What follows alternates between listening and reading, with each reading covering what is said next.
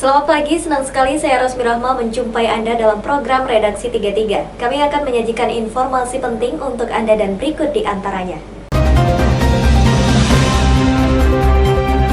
Memasuki bulan Maret 2021, kasus aktif di Kalimantan Timur mengalami tren penurunan, terutama dalam sepekan terakhir sempat menyentuh angka 8.459 kasus aktif. Terus bergerak menurun sampai 1 Maret, tersisa 6.855 kasus. Berikut informasinya. Ini kabar gembira di sela pemerintah mulai melaksanakan vaksinasi antivirus corona gelombang kedua. Kasus aktif di Kalimantan Timur juga ternyata sedang mengalami tren penurunan. Selama 1 pekan terakhir, terjadi penurunan sebanyak 1.604 kasus aktif. Tren pergerakan jumlah penurunan kasus aktif ditandai dengan lebih besarnya jumlah pasien mengalami sembuh dibanding pasien baru terkonfirmasi positif virus corona. Hal itu terjadi diduga akibat efek munculnya rasa percaya warga akan adanya vaksin, sehingga meningkatkan imun tubuh, serta semakin ketatnya usaha pemerintah menerapkan PPKM, pemberlakuan pembatasan kegiatan masyarakat skala mikro di beberapa kota. Data yang diterima dari Tim Penanganan COVID-19 Kaltim menyebutkan angka kasus aktif tertinggi terjadi pada 19 Februari 2021, yaitu sebanyak 8.459 orang. Kemudian mulai menunjukkan penurunan menjadi 7.958 pada hari Minggu 21 Februari dan 3 hari kemudian Rabu 24 Februari menurun lagi menjadi 7.596 kasus aktif. Kemudian hari Sabtu 27 Februari menurun hingga tersisa 7.025 kasus aktif. Dan saat menutup bulan Februari, masih ada 6.929 kasus aktif. Tanggal 1 Maret, laporan harian tim COVID-19 Kaltim menyebutkan kasus aktif tersisa 6.855 kasus. Sementara daerah-daerah tertinggi kasus aktif secara berurutan adalah Kutai Kartanegara, 2.352 kasus, Balikpapan, 1.415 kasus, disusul Samarinda 933 kasus, dan Bontang 739 kasus aktif. Meski sedang mengalami tren penurunan kasus aktif, namun angka kematian pasien positif virus corona tetap tinggi. Di pemakaman khusus COVID-19 Serayu, Sungai Siring Samarinda tiap hari menguburkan mayat dengan protokol kesehatan. Pertanggal 1 Maret kemarin, sudah 459 warga dimakamkan. Assalamualaikum warahmatullahi wabarakatuh. Selamat malam. Hari ini tanggal 1 Maret 2021, Tim Satgas Penanganan COVID-19 Kota Samarinda kembali melakukan proses evakuasi untuk 3 jenazah. Ketiganya berjenis kelamin laki-laki, beragama Islam, dengan hasil swabnya terkonfirmasi positif COVID-19. Untuk jenazah pertama berusia 12 tahun yang merupakan warga Kutai Timur Bengalon telah kami makamkan tadi siang tepat pukul 13.00. Sedangkan malam ini ada 2 jenazah yang kami makamkan.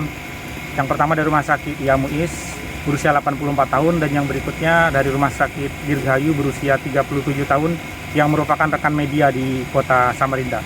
Artinya sampai saat ini sudah dimakamkan di Serayu sejumlah 459 orang secara protokol COVID. Dengan masih adanya jumlah penambahan kasus kematian ini berarti wabah ini belum selesai. Mari bersama-sama kita memutus mata rantai ini dengan menerapkan 4M, mencuci tangan dengan sabun, memakai masker, menjaga jarak, dan menghindari kerumunan.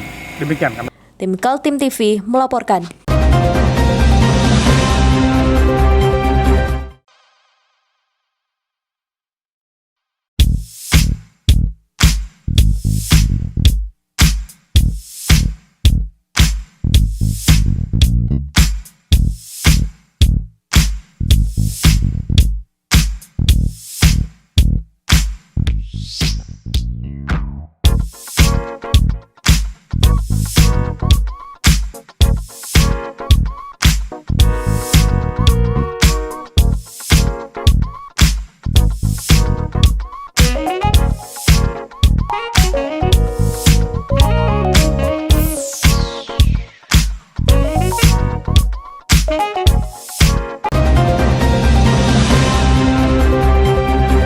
DPRD Kaltim sudah siap menggelar pelantikan Wakil Ketua DPRD pengganti Andi Harun yang kini menjadi Wali Kota Samarinda. Begitu pula pengganti antar waktu almarhum Muspandi dari Partai Amanat Nasional.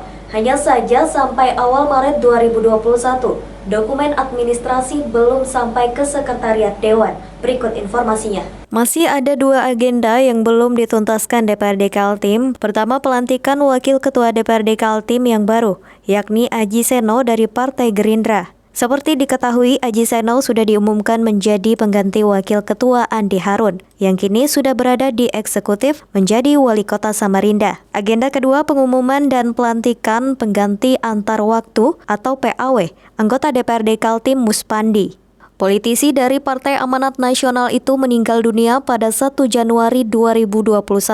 Sesuai urutan penggantinya dari daerah pemilihan Penajam Pasir Utara adalah Sukawati yang memperoleh suara kedua terbesar. Pelantikan dan PAW? Belum ada surat masuk. Jadi belum ada surat masuk. Termasuk pelantikan pimpinan. Sama wakil pimpinan ya. Pimpinan itu maksudnya di situ ada ketua, ada unsur wakil ketua.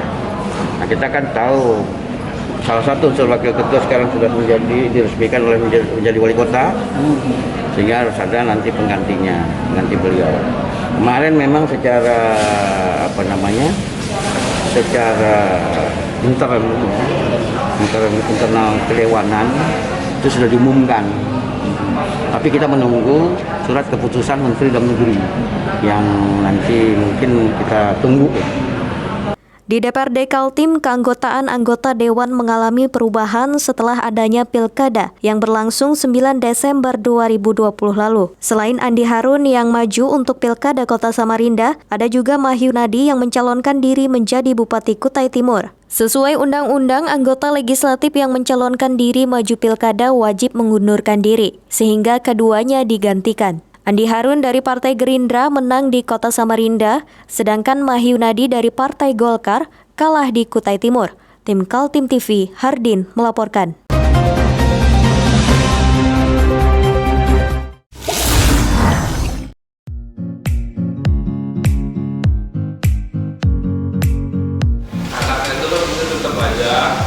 Cara mudah beriklan digital di Kaltim TV.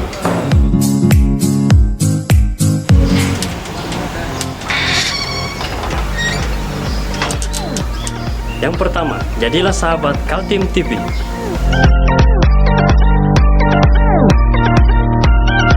Dengan Rp1 juta, para sahabat mendapat 20 kali tayang di slot berita kamu.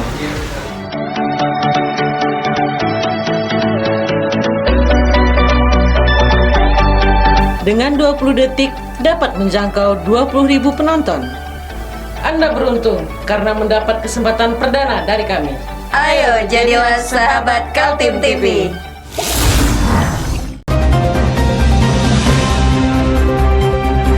Persidangan kasus ilegal logging di Pengadilan Negeri Tenggarong Kabupaten Kutai Kartanegara masih berlangsung. Pengacara terdakwa Bardi menganggap dalam kasus itu kliennya hanya sebagai korban yang dikriminalisasi.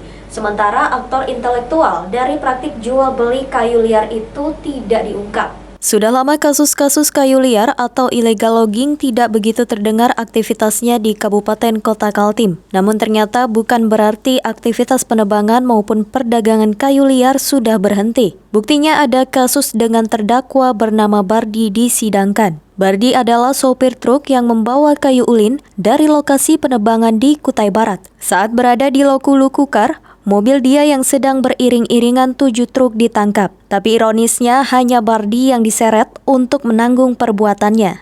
Sementara sopir lain dan juga aktor intelektual jual beli kayu liar dibiarkan bebas. Bardi pada saat persidangan menyampaikan keberatan karena hanya dirinya yang diseret ke pengadilan. Dia menjelaskan urutan-urutan kejadiannya, yaitu dari 7 truk ada 2 truk yang ditangkap. Terdakwa diamankan tanggal 2 malam.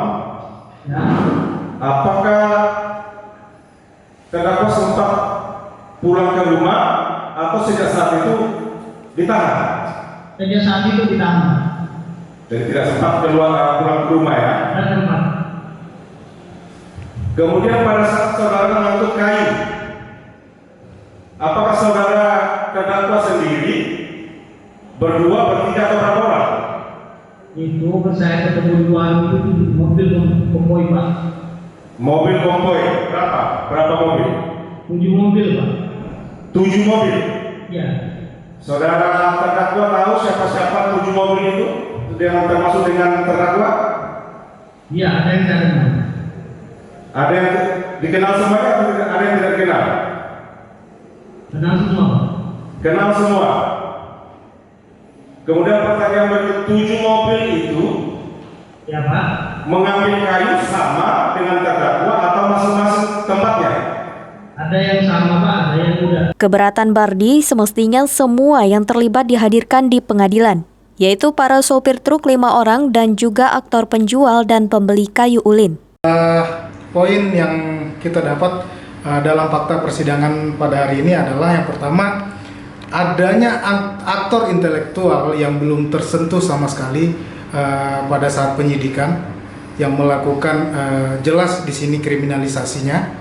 Lalu yang kedua, bukti yang menjadi dasar terhadap pemeriksaan terdakwa saat ini itu tidak diekspos atau tidak dikeluarkan oleh penyidik dan tidak diberikan kepada jaksa penuntut umum. Padahal yang menjadi dasar-dasar untuk membuka semua perkara ini berada di dalam bukti tersebut. Bukti itu adalah berupa 2 buah ponsel yang segala isi percakapan mulai dari si aktor intelektualnya yang berada di balik ini semua sampai ke, kalau kita sebut klien kami ini walaupun sudah menjadi terdakwa adalah korban dari kriminalisasi tersebut. Kini Bardi menanti keadilan dari Majelis Hakim Pengadilan Negeri Tenggarong.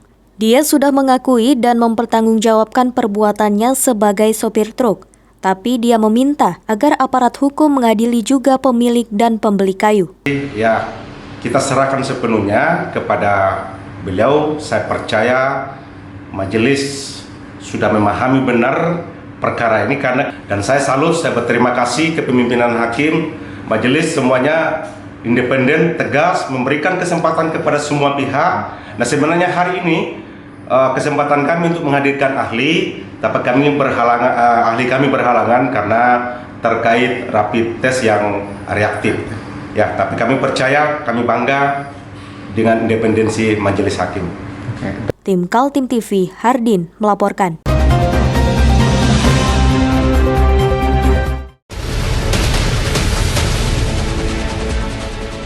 Mari kita memerangi virus corona dengan mematuhi imbauan pemerintah.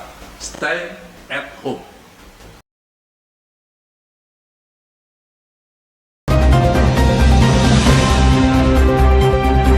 Kita beralih ke informasi selanjutnya. Penumpang kapal laut maupun pesawat terbang dari Samarinda wajib dilengkapi dokumen lolos rapid antigen. Kewajiban itu sebagai upaya Satgas Penanganan COVID-19 menekan penularan virus corona baik dari penumpang berangkat maupun yang datang. Kebijakan ketat di Pelabuhan Samarinda terhadap penumpang belum diperlonggar.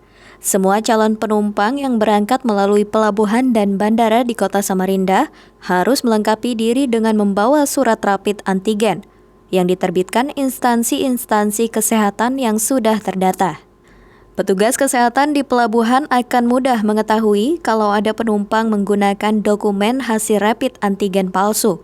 Sudah 2 kali aksi penumpang menggunakan dokumen kesehatan palsu terbongkar, mengakibatkan calon penumpang maupun pembuatnya ditahan.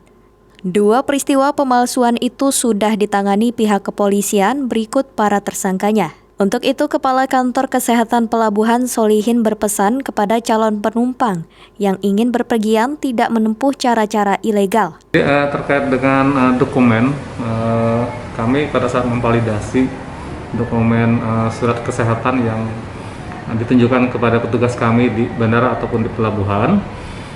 Pertama yang kami cek adalah secara umum terkait dengan tata naskah ya, misalnya stempelnya asli nggak? Kan ada kan stempel yang scan-scanan. Kemudian kita lihat juga tanda tangannya, apakah tanda tangan basah gitu ya, atau scan-scanan. Kopnya juga kita lihat. Kemudian tata naskahnya juga kita lihat. Kita orang kesehatan paham terkait dengan tata naskah. Apabila ada yang janggal, kami sudah punya jaringan di bandara dan di pelabuhan. Artinya jaringan ini terkait dengan pasienkes yang ada di Kalimantan Timur. Jadi kami sudah punya nomor teleponnya, punya kontak personnya. Jadi apabila kita melihat ada surat rapid test dari pasienkes tertentu yang menurut kami ada kejanggalan, kami validasi dulu, nelpon ke Persenkes itu. Oh, pada saat Protokol kesehatan di Pelabuhan Samarinda cukup ketat. Selain menyediakan tempat mencuci tangan, di pelabuhan juga disiapkan tempat untuk pemeriksaan kesehatan.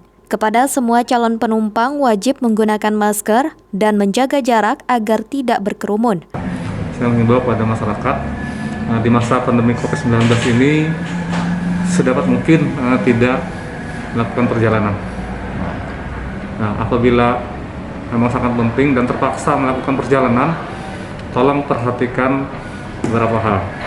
Yang pertama adalah persiapkan dulu fisik kita, apakah dalam keadaan sehat walafiat sebelum kita melakukan perjalanan.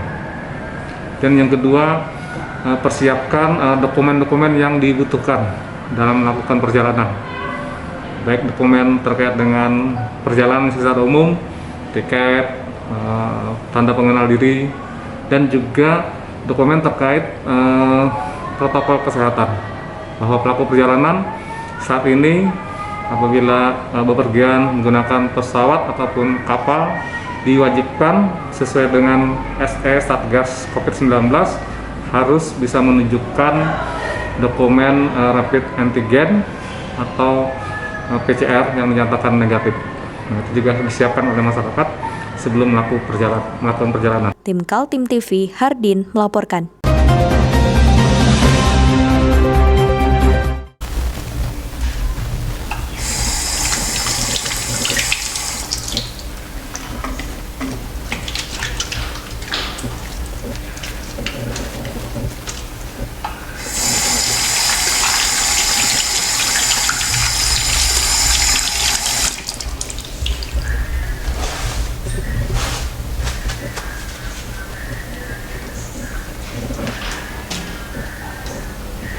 Meskipun di rumah saja, kita tetap selalu menjaga kesehatan, cuci tangan, menggunakan hand sanitizer. Ingat, mulailah dari diri sendiri.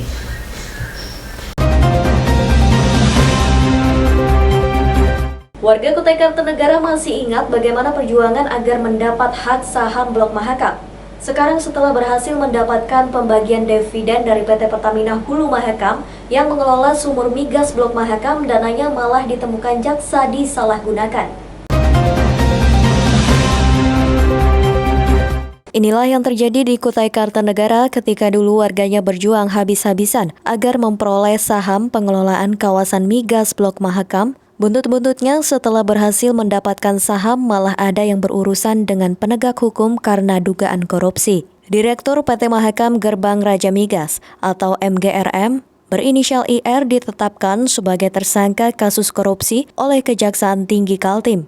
Pria yang dipercaya mengelola badan usaha milik daerah itu ditangkap dan dimasukkan sel untuk mempertanggungjawabkan perbuatannya. Gerbang Raja Migas Kabupaten Kutai Kartanegara.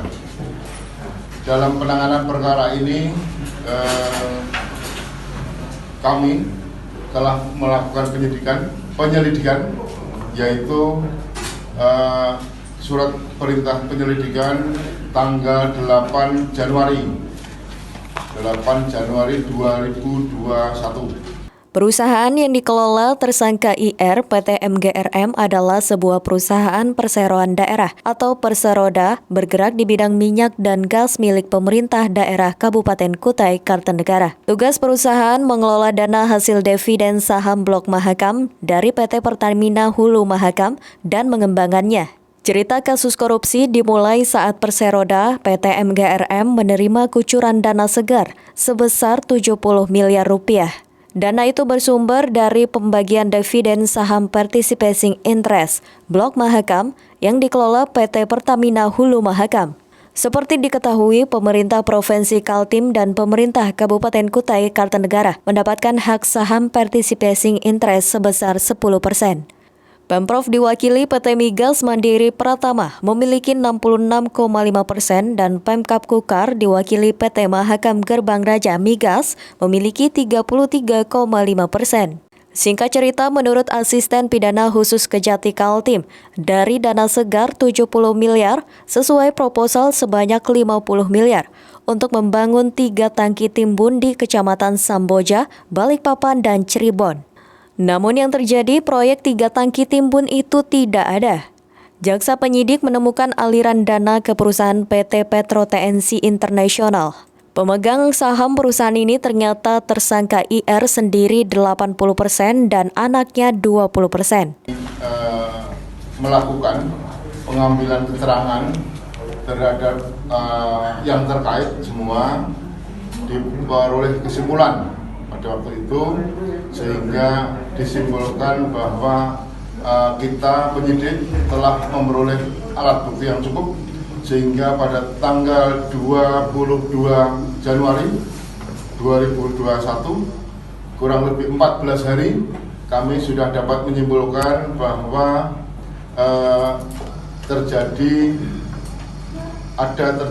tindak pidana, sehingga kami tingkatkan ke penyidikan tanggal 20. Jaksa menjerat tersangka IR dengan pasal 2 ayat 1 dan pasal 3 Undang-Undang Nomor 31 Tahun 1999 tentang Pemberantasan Tipikor, sebagaimana telah diubah dan ditambah Undang-Undang Nomor 20 Tahun 2001 tentang Pemberantasan Tipikor Junto Pasal 55 ayat 1 KUHP. Tim Kaltim TV, Hardin melaporkan.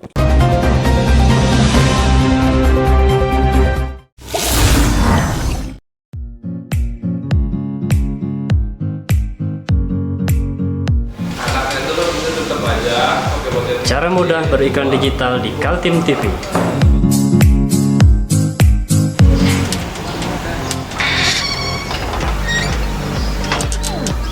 Yang pertama, jadilah sahabat Kaltim TV.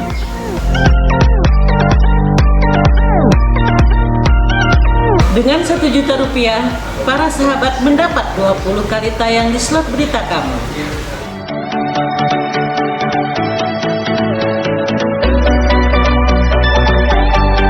Dengan 20 detik dapat menjangkau 20.000 penonton.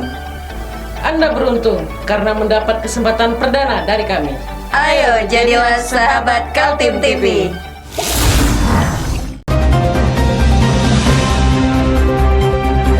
Demikian redaksi 33 edisi kali ini. Informasi lainnya dapat Anda simak melalui situs website kami www.kaltim.tv, channel YouTube dan fanpage Facebook Kaltim TV. Jangan lupa untuk selalu patuhi protokol kesehatan. Saya Rosmi Rahma bersama kerabat kerja yang bertugas pamit undur diri. Selamat pagi, selamat beraktivitas dan sampai jumpa.